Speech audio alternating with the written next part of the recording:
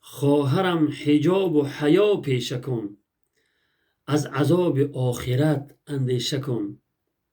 چون عروسک پیش هر ناکس مشین، چون عروسک پیش هر ناکس مشین. پیروی کن خواهر از شرع مبین. چادرت بر سر بکش چون فاطمه، تا که با ایمان گردد خاتمه.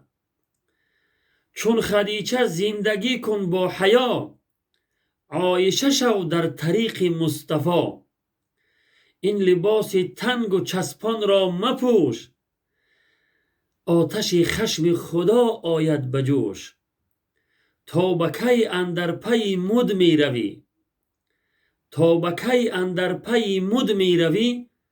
تا به کی در کوی بازار می دوی. خواهرای عزیز، از الله بترسی، شرم و حیا را پیشه خود سازی.